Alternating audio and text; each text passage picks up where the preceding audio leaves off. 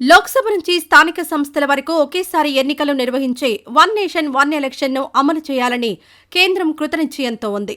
ఈ టర్మ్లోనే సుదీర్ఘ ప్రక్రియను పూర్తి చేస్తామని ఇప్పటికే కేంద్ర హోంశాఖ మంత్రి అమిత్ షా స్పష్టం చేశారు. ప్రజాస్వామ్య దేశంలో భిన్న రాజకీయ అభిప్రాయాలు వ్యక్తమవుతున్న తరుణంలో అసలు ఈ ఎన్నికలను ఎలా నిర్వహించబోతోంది, ఇందుకు అమలు చేయబోయే ప్రణాళిక ఎలా ఉండబోతోందనేది ఇప్పుడు ఆసక్తిగా మారింది. రామ్నాథ్ కోవింద్ నేతృత్వంలోని ఉన్నత స్థాయి కమిటీ రాజకీయ పార్టీలు, నిపుణులతో సహా విస్తృత స్థాయి భాగస్వాములతో విస్తృతంగా సంప్రదింపులు జరిపి కొన్ని ప్రతిపాదనలు చేసింది. ఈ ప్రతిపాదనలను క్రోడీకరించి ఒకే ఎన్నిక ప్రక్రియను 2 దశల్లో చేయాలని రికమెండేషన్స్ చేసింది. వన్ నేషన్ వన్ ఎలక్షన్ ను కేంద్రం ఎలా అమలు చేస్తుంది? ఈ వన్ నేషన్ వన్ ఎలక్షన్ ప్రణాళికను 2 దశల్లో అమలు చేయాలని ప్రభుత్వం భావిస్తోంది.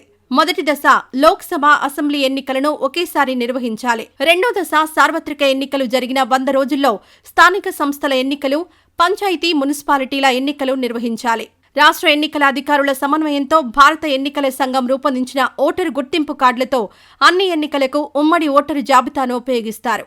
ఇందుకోసం దేశవ్యాప్తంగా సమగ్ర చర్చలను ప్రారంభించాలని కేంద్రం భావిస్తోంది. 2 దశల గురించి ప్యానెల్ ఏం చెప్పింది?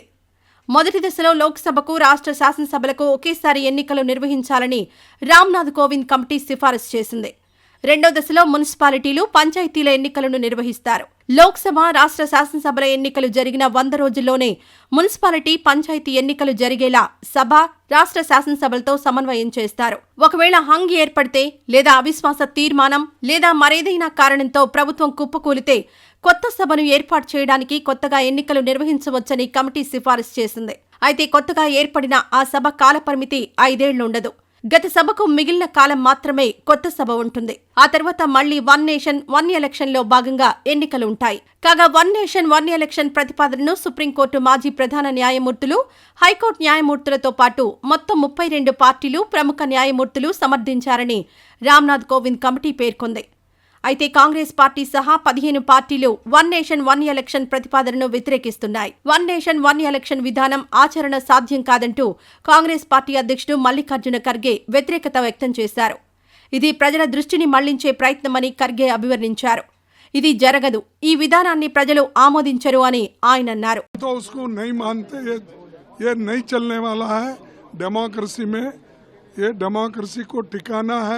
तो जब चाहिए तब इलेक्शन करना पड़ेगा. వన్ నేషన్ వన్ ఎలక్షన్ విధానాన్ని ఎంఐఎం అధినేత అసదుద్దీన్ ఓవైసీ కూడా వ్యతిరేకించారు. సమస్యను సృష్టించడానికి వన్ నేషన్ వన్ ఎలక్షన్ ఒక మార్గమని, అందుకే ఈ విధానాన్ని తాను స్థిరంగా వ్యతిరేకిస్తున్నానని అన్నారు. రాజ్యాంగ నిర్మాణంలో ప్రాథమిక అంశాలైన ఫెడరలిజం, ప్రజాస్వామ్య స్ఫూర్తికి ఇది విరుద్ధమన్నారు. राज्यसभा में उनके पार्टी के लीडर्स को बुलाया गया. उस मीटिंग में मुझे अच्छी तरह याद है कि मेरी पार्टी और लेट हमारे जो सीपीएम के लीडर सीताराम येचुरी, हमने इसकी मुखालिफत की थी. तो नरेंद्र मोदी का पूरा गेम प्लान यही है कि नेशनल पार्टीज रहें और दूसरे तमाम रीजनल पार्टीज, छोटे पार्टीज हमेशा के लिए खत्म हो जाएं. आप देखिए कि अगर नेशनल इलेक्शन होगा तो मुद्दा नेशनल होगा, रीजनल इलेक्शन होगा असेंबली का, विधानसभा का, तो रीजनल मुद्दा होगा. नरेंद्र मोदी ये चाहते हैं कि रीजनल मुद्दा कभी बने ही नहीं. इलेक्शन होगा, अगर हैदराबाद पार्लियामेंट का इलेक्शन होगा तो जाहिर है दिल्ली में जो भी जीत कर जाएगा क्या करेगा. असेंबली का तेलंगाना का इलेक्शन होगा तो भाई आप किसान को क्या देने वाले हैं, हाँ, आप कितने सोशल वेलफेयर के स्कूल्स खोलने वाले हैं, आप हैदराबाद के डेवलपमेंट के लिए क्या करेंगे.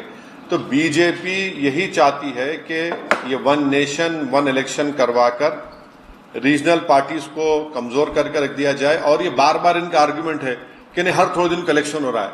हर थोड़े महीने के बाद इलेक्शन होना ये भारत के गरीबों का फायदा है. इसमें లోక్సభ, రాజ్యసభ కాల పరిమితికి సంబంధించిన ఆర్టికల్ 83, 83(2), అసెంబ్లీల గడువు కుదింపునకు ఆర్టికల్ 172(1), రాష్ట్రపతి పాలనకు వీలు కల్పించే ఆర్టికల్ 356, ఎన్నికల కమిషన్ పరిధికి సంబంధించి ఆర్టికల్ 324, లోక్సభ, అసెంబ్లీల ముందస్తు రద్దుకు రాష్ట్రపతి, గవర్నర్కు అధికారం కల్పించే ఆర్టికల్ 83(2), 172(1)ను సవరించాలి.